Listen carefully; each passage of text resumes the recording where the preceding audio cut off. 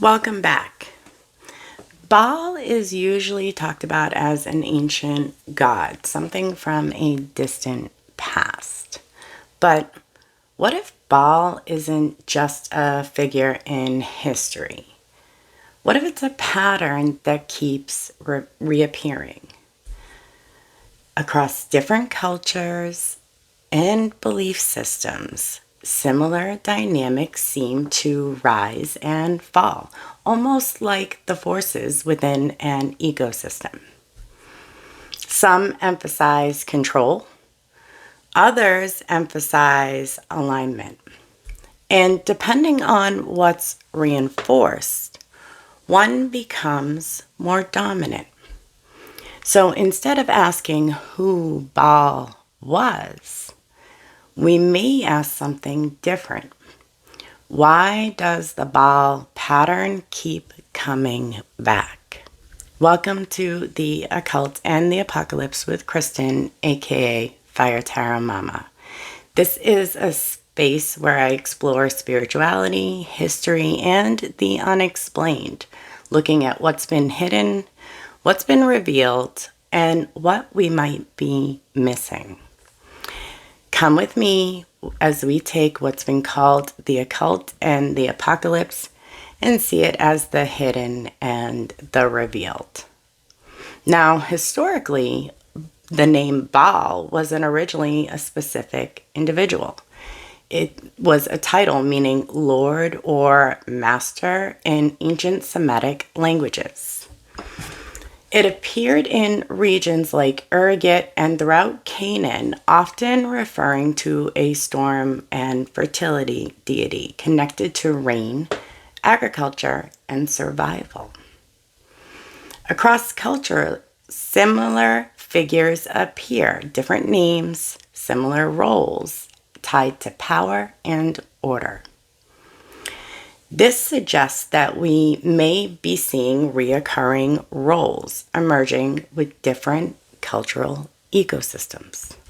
Now, over time, the portrayal of Baal changes. In the Old Testament, he becomes framed as a rival, a symbol of misalignment. So, Baal shifts from a functional deity to a cautionary pattern. In ecosystem terms, this is like a force becoming dominant in a way that disrupts balance. Now, across cultures, similar roles repeat.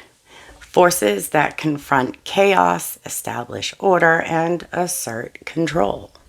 These dynamics cycle, and in an ecosystem, different forces rise and fall depending on conditions.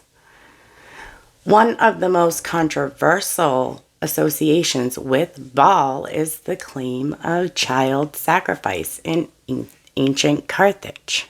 Some interpretations suggest ritual, others suggest burial sites during periods of high infant mortality.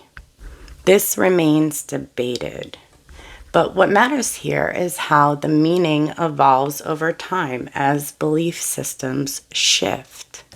In modern discussions, Baal appears symbolically through imagery, architecture, and reinterpretation.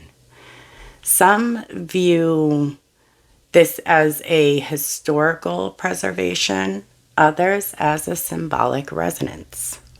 Either way, the archetypal imagery continues to reappear. It's also important to acknowledge the skeptical perspective. There's very little direct evidence of organized Baal worship today. Another explanation is that we're recognizing patterns and applying familiar symbols to them. Now, this shifts the interpretation from a literal continuity to a symbolic reoccurrence. Baal isn't mentioned in Revelation, but similar themes appear, warning of idolatry and misaligned power. Even as the names change, the concern for imbalance persists.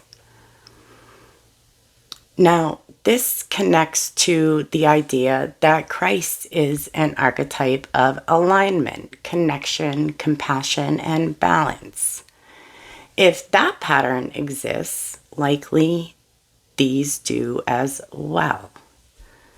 Now, from a symbolic perspective, Baal can represent a pattern: power, control, survival at any cost.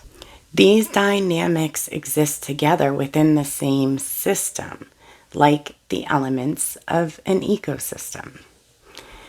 If these are patterns within an ecosystem, what we reinforce determines what will grow. Fear reinforces one environment and awareness reinforces another. So shifting the energy shifts the ecosystem. Not by fighting something darker, but by strengthening something different. So instead of asking whether Baal was being worshipped today, we might ask, what kind of ecosystem are we creating? Because patterns reappear when the conditions support them. So, is Baal a historical figure or a reoccurring pattern? And if it's a pattern, what determines when it returns? But I'll leave that for you to think about. Thank you for being here with me. And as always, thank you for helping me take the occult and the apocalypse and see it as the hidden and the revealed. Come back next week. I have a little surprise.